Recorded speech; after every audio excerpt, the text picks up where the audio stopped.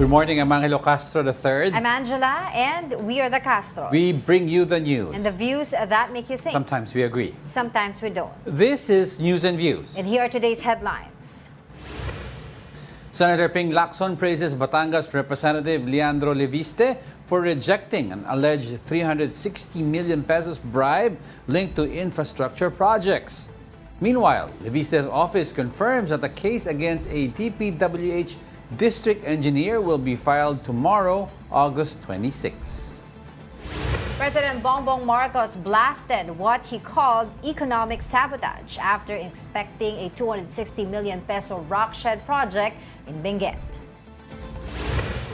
Philippine and Australian forces are stepping up their defense partnership, holding joint drills as part of exercise along 2025.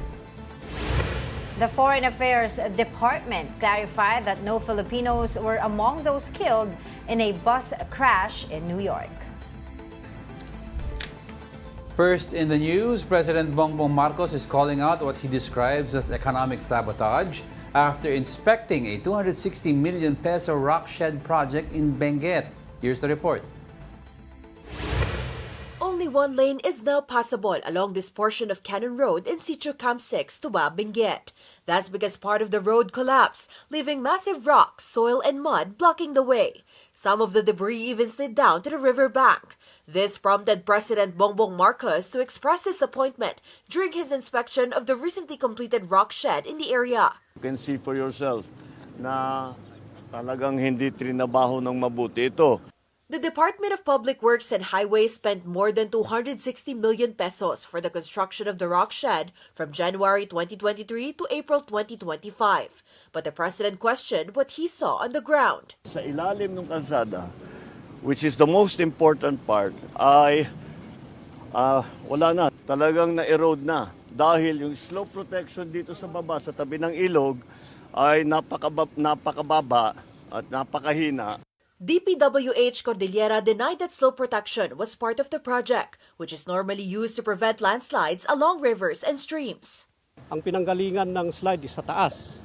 It's not even part of the project. It's not part of the road right-of-way. So yung malalaking bato na tumipak doon sa existing na slope protection. Actually, yung slope protection dito is constructed since 20,000. So, 15 years na yung life ng slope protection na existing dito. But for the President, the failed project amounts to economic sabotage. That's because more than 30% of residents have lost their livelihood after half of the road was damaged. It is not only the damage, the physical damage that we can see, but it is also the damage to the economy.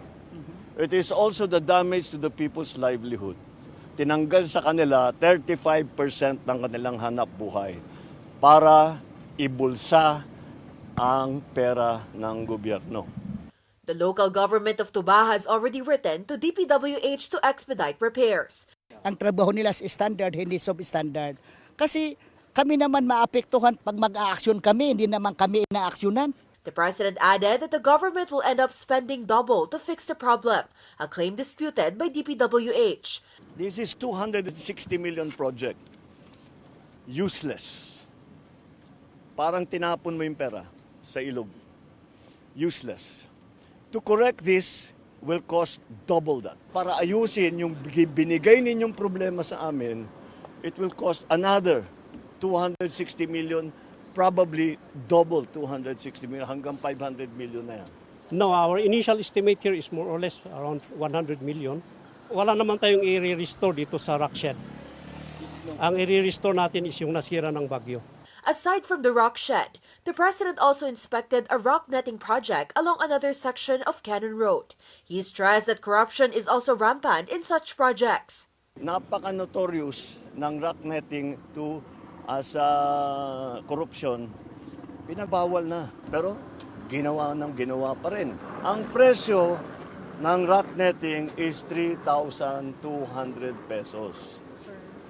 Ang chinarge sa gobyerno is more than 12,000 pesos. So times 4. Times 4.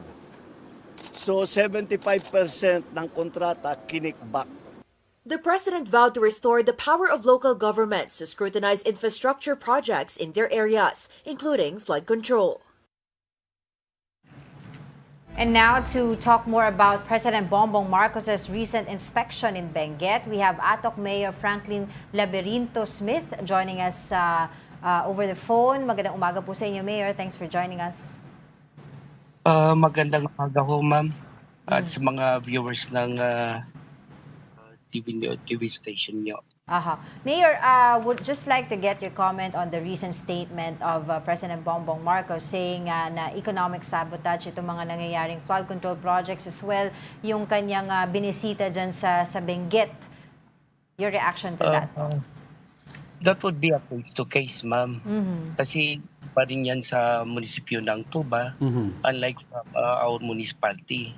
Kasi yung mga implementation ng flood control dito sa amin, maayos naman po. Maayos naman yung mga flood control dito sa amin. Ho. So sa ngayon po, walang problema ang Atok Benguet pagdating po sa mga usapin ng flood control? Never po kayo, in your term po, wala po kayong mga na-encounter na mga problema pagdating po dito sa mga flood control? Wala po, ma'am, kasi maganda naman yung pagkagawa, saka maganda naman yung mga materials na ginamit dito. And kung maaari nga sana, marami pang kailan na maayos dito. Pero Mayor, yes, go ahead, Sir? Mayor. Sorry. Go ahead po. Yes. Yun ang natin dito para maprotektaran yung mga rice fields ng farmers natin dito. Actually, 2 barangay ang kailan na ma-implementar yung flood control dito, Barangay Paston and Barangay Nagay ho. Mayor, tulad po ng ibang kasing LGU, ang reklamo nila, yung pag gumagawa daw ng project ng DPWH, dito nagko-coordinate sa LGU. Sa inyo po ba nagko-coordinate naman ng maayos ang DPWH? Yes. They coordinated with us, but if pag natapos na yung project, pero nakikita ko naman so far, kasi palagi naman tayo dumadaan doon, nakikita ko naman na maayos yung trabaho nila. You mentioned po marami pa pong dapat asikasuhin dyan sa Atok Benguet. Can you tell us more about it? And have we seen so far kung ano po yung plano ng national government on those concerns? Dito, we have to, sa aming part kasi may mga barangay na it is located on a mountainous area. Yung sa lowland part, yung sinabi natin na kailan na may implement yung mga flood controls doon to protect the rice fields of our farmers doon. Pero dito sa plan, since we're promoting tourism in our municipality, ang kailan natin, maayusin natin yung farm to market road natin kasi tamang-tama lang yung mga sasakyan. Saka isa pa, mas maganda kung maayos ito para comfortable yung mga bisita na umakyat dito.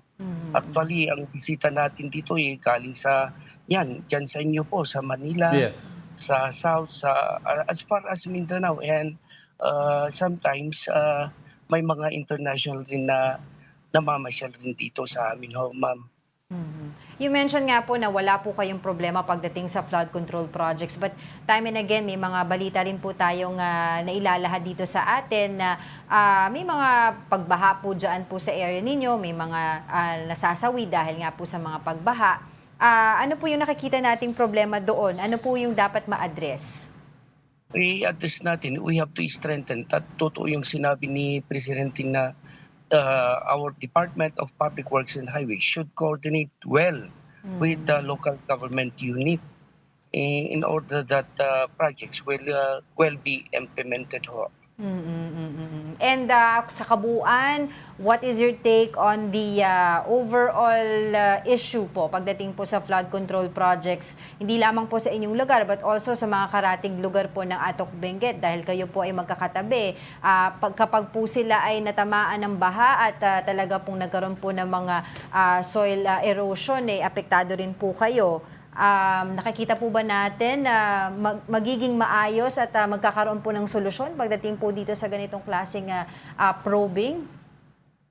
Oo, yan, I'm looking forward for that na or ma-implement yung project in a way that it would be a collaborated effort between our highways and the local LGUs, and that would be a case-to-case basis. Right.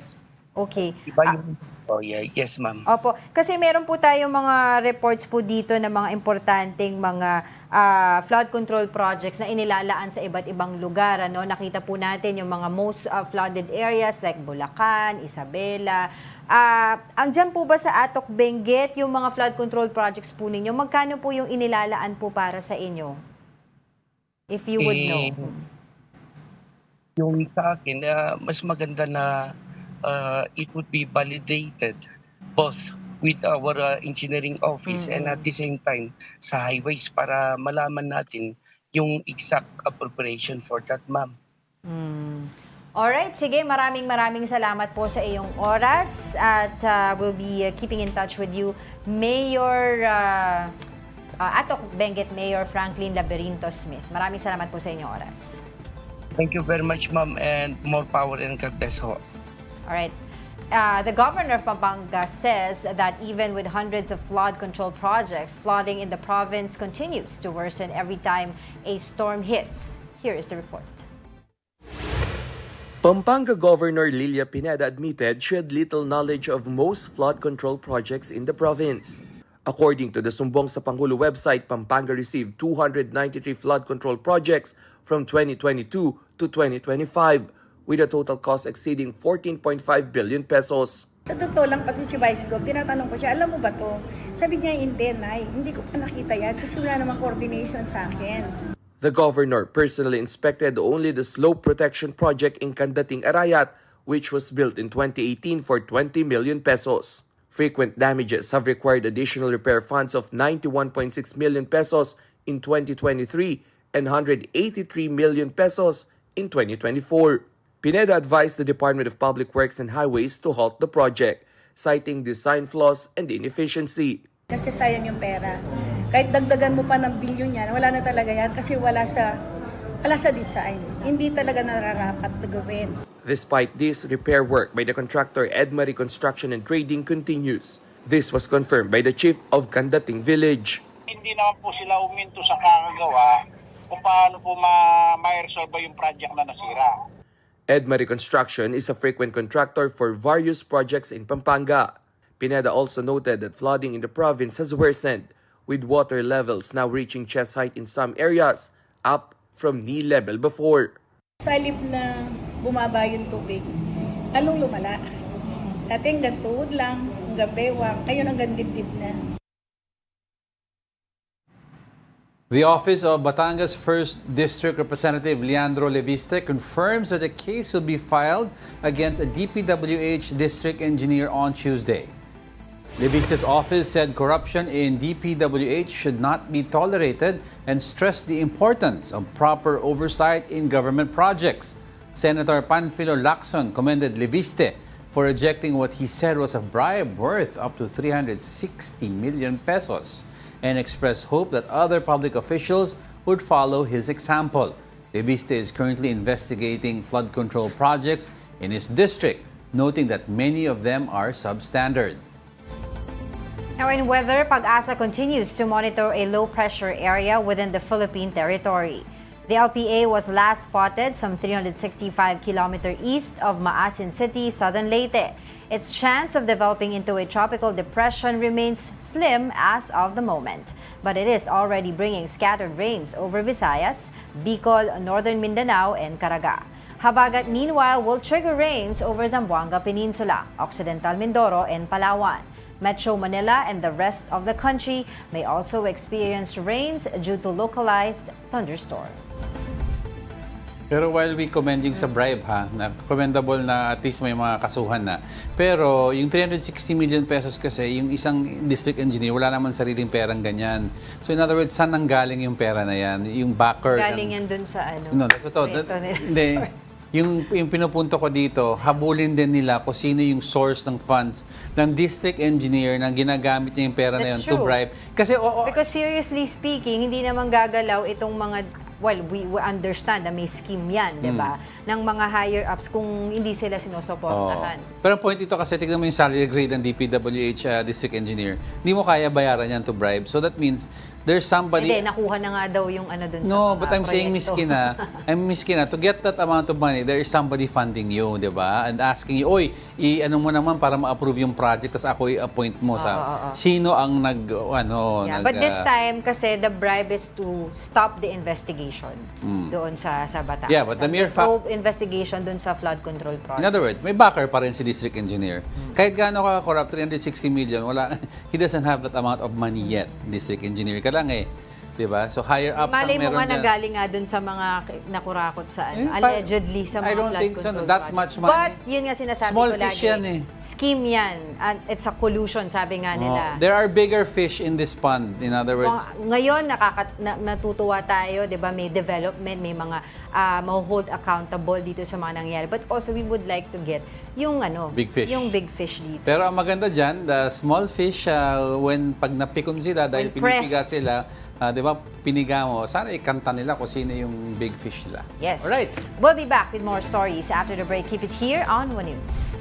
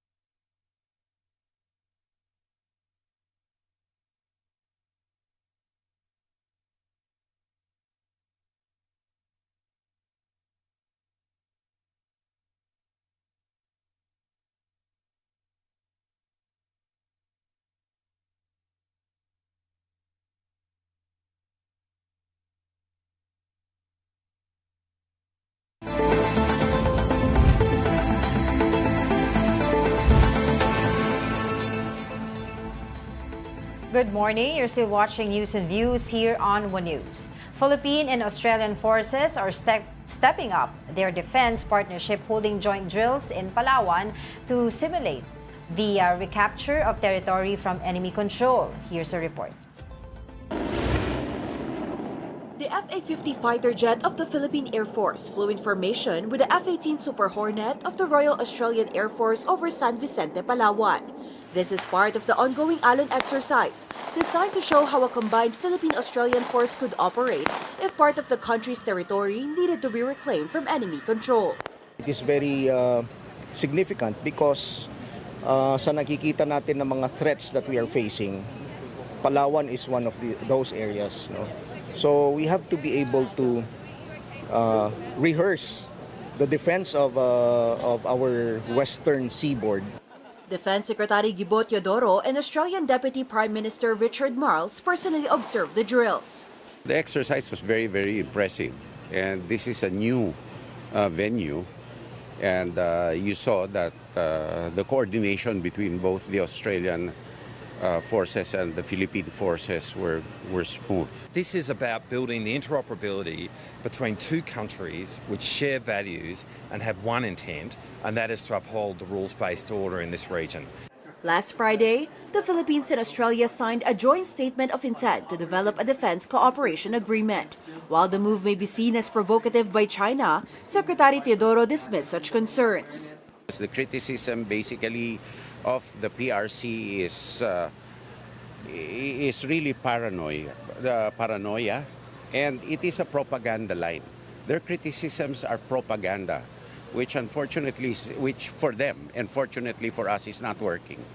The drills come amid rising tensions in the West Philippine Sea, including recent Chinese incursions at a Yungin shoal, which AFP successfully repelled. AFP Western Command confirmed that troops remain on high alert and ready to respond to any situation. Nakausap ko sila and they are in high spirits despite yung nangyari. We are always on alert. The defense team of former President Rodrigo Duterte is continuing its bid to disqualify International Criminal Court prosecutor Karim Khan from the proceedings. Defense lawyer Nicholas Kaufman said the request is still active and awaiting a decision from the appeals chamber. Kaufman clarified that an earlier statement saying the defense would not block proceedings came from an April filing that was only recently made public. At the time, the defense did not know about Khan's prior work representing victims who had asked the ICC to investigate the Philippines. Duterte is currently detained in The Hague while awaiting trial on charges of crimes against humanity over his war on drugs. Now let's get a reaction from ICC accredited lawyer Joel Butuyan regarding this development. Good morning po, attorney, and thanks for joining us again. Nakamute po kayo ata, attorney. Sorry about that. Thank you. Good morning, Angela. Thanks. Angela, and thanks for having me. All right, so what do you make of this news that the defense team of former President Duterte is pushing to disqualify ICC prosecutor Karim Khan? First, merong denial, may push for disqualification, then there's denial na lumabas, as ngayon, no, they're still pushing for it. Yeah, there was actually a confusion, Angela, no? Because there was a submission, a request or a motion filed by the defense earlier this year to sought the disqualification of Mr. Karim Khan.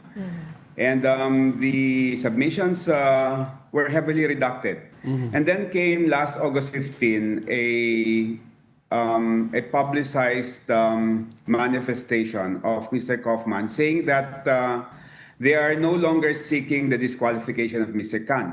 Right. And then three days after, there was a reiteration of their motion to disqualify Mr. Khan. So there was really confusion on the part of the public. I think there was inadvertence on the part of the ICC because per Mr. Kaufman's statement, his manifestation saying that he no longer, that he does not seek the disqualification of Mr. Khan was a submission of his in April, no? In April. And so that's like before August. So apparently after April, after his manifestation that he's no longer seeking the disqualification of Mr. Khan, he alleges that he obtained information volunteered by Mr. Khan, which made him renew his application for Mr. Khan's disqualification. No? He's saying that he found out that Mr. Khan represented more than 100 victims in 2018 in seeking for the then prosecutor Fatou Bensouda to apply for formal investigation, for authorization to investigate the Philippine situation. So that's the context. Okay. So, what do you make of this move? Is this a legal move or a political one? I don't know. Well, objectively for me, I think there's really no ground to disqualify Mr. Khan, no? Because even if he was part of a team of lawyers who signed the letter to the former ICC prosecutor seeking for the prosecutor to apply for authority to investigate, that means that there was no case at that time, Right. no? And they were only seeking for authorization to conduct an investigation. So there was no investigation happening yet at that time. No, it was just the former prosecutor looking at news articles and finding out if there is basis to seek an authority to formally investigate. So wala pang investigation na nangyari. No, they were just Mr. Khan and the other lawyers of the victims were only prodding the former prosecutor to start an investigation. Given a lot of issues are hounding si Prosecutor Khan, attorney, no? Anong significance nito for the defense to discredit him or at the very least para matanggal siya when we all know naman he's not really anymore directly involved with the case against former President Duterte? Tama yun, Angelo, no? Kasi if we compare by analogy, no, the position of Karim Khan, he's like the DOJ secretary, Yes. no? But the team that is really involved on the ground to do the investigation, it's headed by his deputy prosecutor Nyang. Yes, no? that's right. Mami Nyang, no? And there is a team of lawyers who are doing the investigation. It's not actually Mr. Khan who is involved in the investigation. So I think there's really no ground to even disqualify him because in the first place, he's not involved in the investigation itself. But what about if, like, for the spirit of fairness, what about if the prosecutor or the defense would bring up the other allegations of Karim Khan? Would that also affect the investigation? It will not also affect the investigation like the supposed sexual misconduct. No? It has nothing to do with the case. No, and if at all it only involves Mr. Khan, it does not involve the team that's really working day in and day out to investigate and firm up the charges against Mr. Rodrigo Duterte. And attorney, simultaneous to this, no, they are also filing for yung at least in temporary liberty, no? Yeah. One of the Interim remedies release. that the defense team is pushing. What do you make of this? Kasi alam ko, they did this before and parang tumihimik sandali and they're pushing for it again. And I think they added other grounds daw for liberty or raising health questions. So ano ang interpretation mo dito, attorney? Yes, actually, they have renewed their application for interim release, no? Nung una, they filed for it, and then they said, teka, no? Freeze muna. And then now they're renewing their application. And in their renewed application, they divulge more information. And it appears that they're grounding it principally on health reasons, no? On the health of the former president.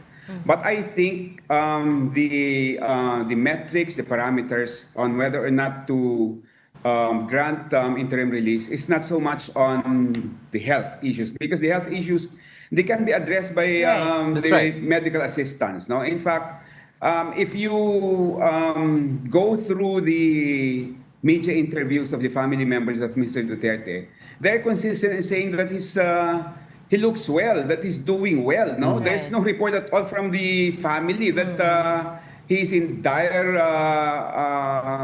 health condition. No, so that itself it really contradicts the supposed ground to seek his interim release on health reasons, no? But I think the most important consideration in whether or not interim release should be granted is, una, is there a flight risk, no? Yeah. And for the victims and for those helping the victims, there is really a flight risk, no? Even if we say that he's already 80 years old, pero hindi lang naman siya, no? Ang dami niyang supporters who can actually implement his flight, no? And there are so many people who want him to go back. No, in fact, there's a campaign to bring him home, no? And second, yung issue ng will it endanger the victims and the witnesses? It will really endanger. It will really put the lives and the safety of the victims and the witnesses in danger. Kasi ngayon nakakulong siya sa ICC detention facility. His conversations are monitored. Now if he's going to be under house arrest and he's going to have a caretaker, it's going to be very easy for him to divulge witnesses and victims who will participate through persons who will communicate or converse or be with him without monitoring That's from right, the ICC. So it will really endanger the lives of witnesses and victims. Attorney, sorry, let's just add up to lang the other day, last week, no, we were talking to Attorney Conti, and we're saying that she was also saying that probably pwedeng grounds na gamitin to reject also this bid is the mere fact that even while he's in jail, his daughter is still the Vice President of the Philippines.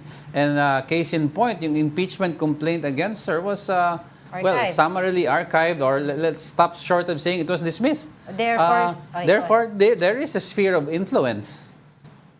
There is a sphere of influence, no? I agree with Attorney Conti, no, that the Duterte forces and supporters are really strong. They're very influential, and they can actually endanger the proceedings in the ICC, endanger the lives of the witnesses and the victims.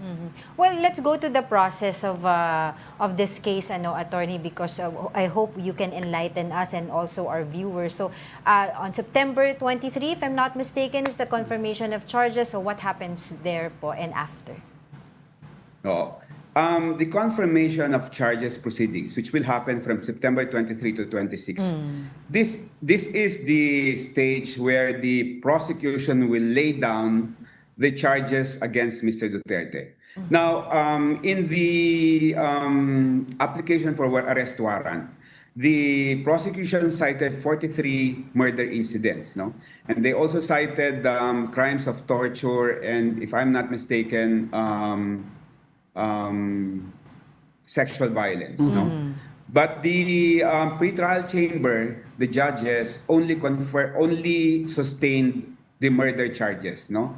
It said that there's not enough evidence to sustain the other charges, no? But in the confirmation of charges, the prosecutor will have the option to expand the charges. It can go beyond the 43. There can be more 43 murder incidents, and there could be other crimes, no, that can be charged theoretically, but we don't know.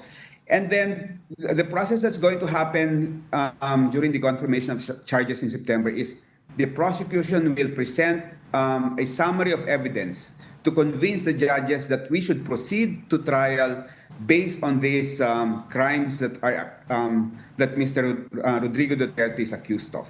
Now, the defense has submitted, no, practically a manifestation saying that they're not going to introduce any witnesses, they're not going to introduce any documents or any kind of evidence. What they're going to do is argue on the basis of legalities. So, kumbaga, susubukan nilang bubutas-butasan, no, yung ebidensya ng prosecution and try to convince the judges na dapat hindi tumuloy sa trial yung kaso dahil allegedly walang ebidensya na sufficiente to charge Mr. Duterte. Kumbaga, Attorney, what the defense is going to try to do is, number one, raise the issue of the manner of which he was arrested, and number two, question of jurisdiction. Pero hypothetically, Attorney, if this goes to trial and ito ang platform ng defense team, ano mangyayari? Ang mangyayari niyan, Angelo, ay ang korte ay magde-decide base lang sa ebidensya ng prosecution. No? Kumbaga, titignan niya kung sufficiente yung ebidensya ng prosecution, and at the same time, titignan niya na kung yung mga butas na pinopoint out ng defense would amount to reasonable doubt. No? Pero I would suppose that during the trial itself, no, while during the confirmation of charges, the defense has telegraphed its strategy that it will not present evidence. During the trial, they can still opt to present witnesses and evidence. So it doesn't mean na nagsasalitang tapos na. Yes. So the tama question, yun. Attorney, just to clarify, yung question of jurisdiction and the manner in which he was arrested has to be raised prior to the, during the confirmation of charges, or it can be raised as the trial goes along? It has actually been raised, Yeah. no? And it's pending, no? It's pending resolution by the chamber, no? And it should be decided. It should be decided as soon as possible, so that it will not derail or postpone or reschedule the trial that will happen if the charges are confirmed. Attorney, on the other topic naman po, well, of course, kaya Pangulong Duterte pa rin, yung sinasabi po nila na pag-attend niya sa hearing noon sa Congress regarding nga po dun sa TRICOM, yung mga nilahad po niya doon and also yung mga books written about this war on drugs, pwede daw po ba itong gamitin during the trial? Pwede lahat gamitin, lalo na lahat yung mga statements niya that were made under oath, no? Because he testified in Congress under oath, no? So, alam mo, ang pinagkaiba ng kaso ni Mr. Duterte sa mga kaso ng mga ibang dinesisyonan ng ICC, ang dami-daming salita, ang dami-daming admissions si Mr. Duterte, right. no? That can be used against him and that should be used against him, no? Dahil talagang napakalakas ng mga ebidensya na yon.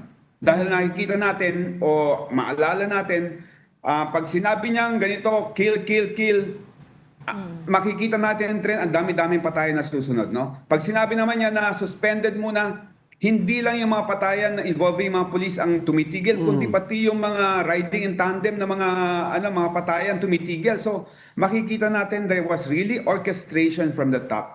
Na meron talagang nagkukumpas, no? And it cannot be other than Mr. Duterte himself. If there, follow-up question ko lang, Attorney, if meron pong request to get those statements na nangyari po during the hearing, meron po bang option ang, let's say, ang Congress to deny that request? Or kailangan po nila sumunod? Angela, I think those are publicly available videos and so pwede na lang doon kunin. Nasa website mismo. No? So, ang hirap nilang i-deny yung mga ganyan. And in fact, ang daling i-authenticate dahil talagang makikita at makukuha mo sa website ng Congress mismo. Attorney, given, of course, yung confirmation of charges, lalabas yung ibang co-accused dito. So do we expect any other arrests coming soon? You mentioned kanina from yung kumpas ni former President Duterte sa drug war. So may mga galamayan. Oo. Doon nga sa application for warrant of arrest, merong mga 8 or 9 additional names whose identities were redacted, no? Okay. Na tinawag na co-conspirators ni Mr. Duterte. And I think ang nangyayari dyan is they separated the investigation with respect to those, no? I think inuunahin nila itong kaso ni Mr. Duterte and nandun yung option that they will be applying for a warrant of arrest for the additional co-conspirators, no? Eventually.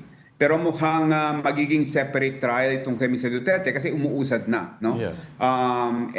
Siguro they're just firming up the evidence against the others, no? So, but we are hopeful that there's going to be more because it was not only Mr. Duterte, no, who implemented this despicable crimes that happened in one of the darkest periods of our nation's history. Pero Attorney, historically sa ICC, pag may kasong ganito, ngayon umuusad na yung main conspirator, yung main proponent o yung litisin.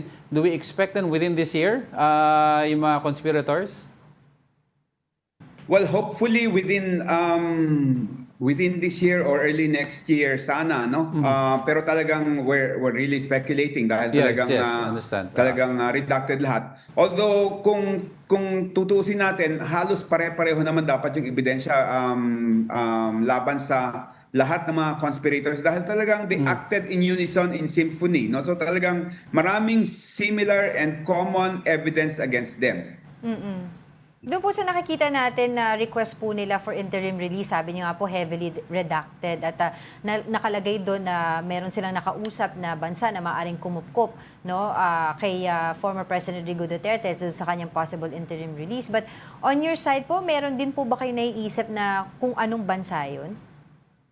Alam mo, Angela, nung una, ang aking suspicion was yung sinasabi nila pumayag ng country would have to be an adjacent country, a neighboring country of the Netherlands kasi merong obligation pa rin yung interimly released accused to attend trial, no? Oh, Pero yes. dito sa and in the past yung Belgium yung country na who has agreed to host accused who were granted interim release. Pero itong sa bagong submission ni Mr.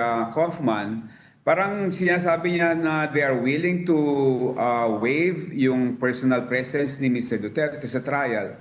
So mukhang magsususpecha tayo na baka hindi karatig bansa ng Netherlands. It could be some other country not a neighbor of the Netherlands, no? So talagang sobrang Medyo malayo yun. palaisipan kung sino yung country na ito. At sinasabi pang in the past, hindi tumatanggap ng mga ganitong interim release accused itong bansang ito. It was opposed to it actually. So talagang interesting talaga. In the recent cases, before we let you go, attorney, may mga may mga nag-grant ba na interim release na before? Similar position to oo. President Duterte?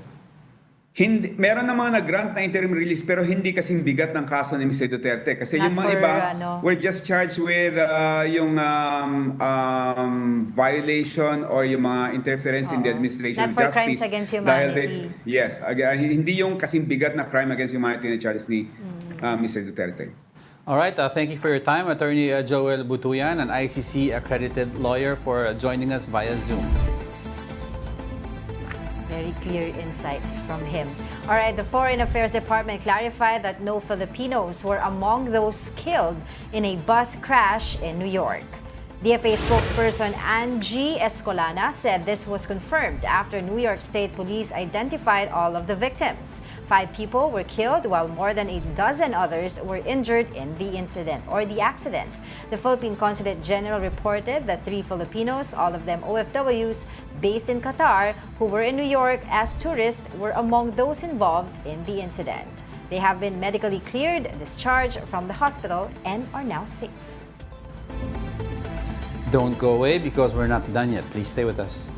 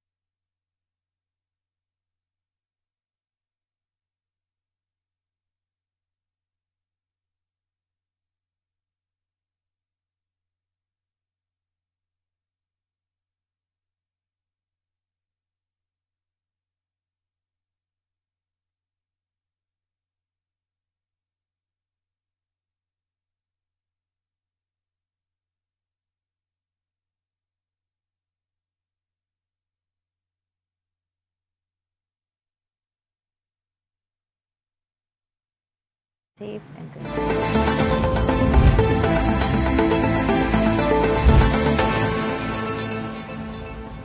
Welcome back. You're still watching News and Views here on One News. The Department of Transportation launched the iconic Love Bus in Davao City and Cebu, which offers free rides to the public. The buses run on selected routes from 6 a.m. to 9 a.m. and 5 p.m. to 8 p.m. daily. Each bus is equipped with CCTV cameras and free Wi-Fi for commuters.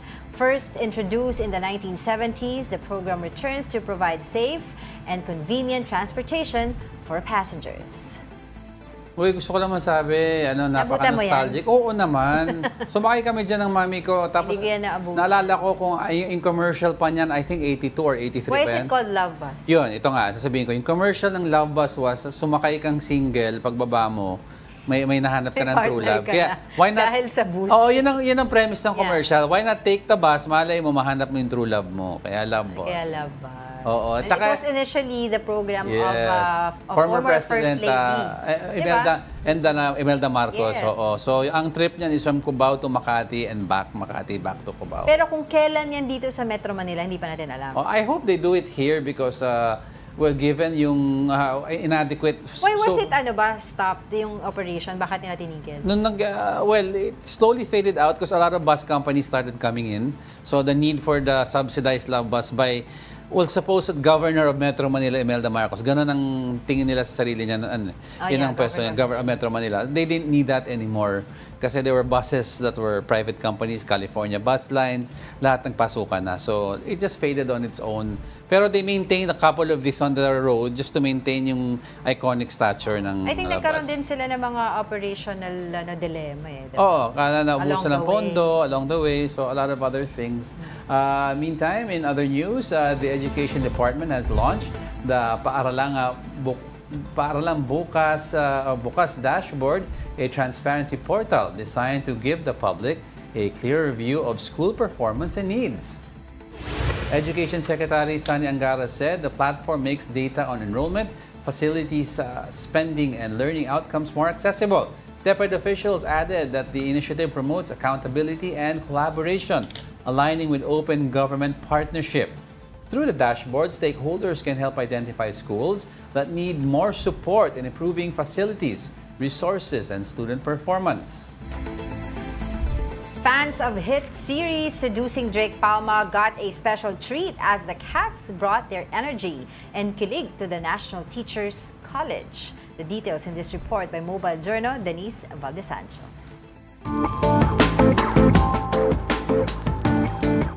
The cast of Seducing Drake Palma brought excitement to the National Teachers College last Friday, August 22, as part of their school tour.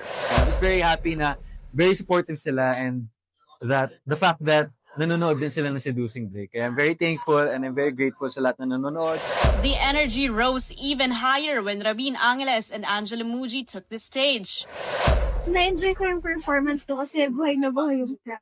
Sobrang saya ko kasi sobrang daming tao tapos parang kada lyrics na kanta sinasabayan nila. Ang daming tao, sobrang saya dito.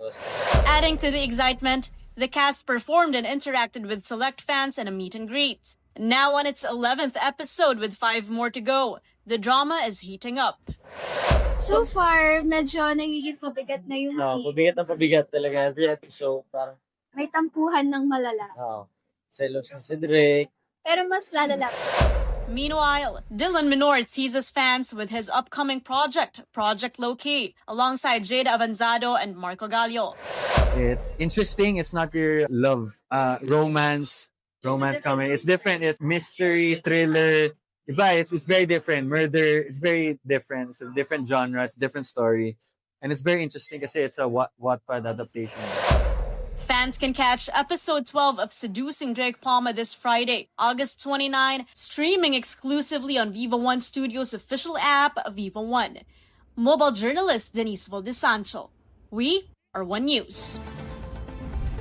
Alex Ayala made history by defeating world number 14 Clara Tauson of Denmark in the opening round of the US Open in New York.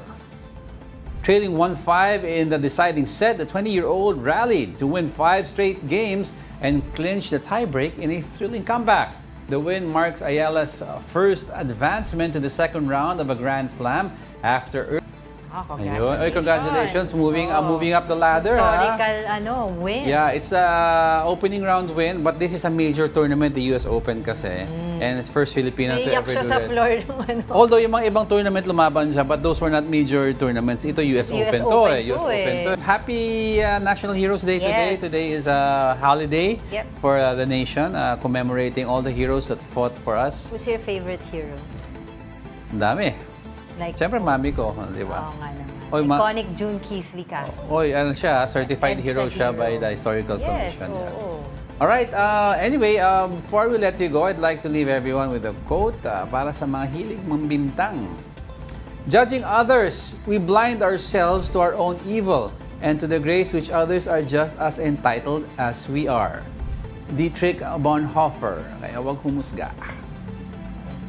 And that wraps up today's episode of News and Views. Join us again tomorrow. I'm Angela Lagunsad Castro. And I'm Angelo Castro III. We are One News. All sides, all the time.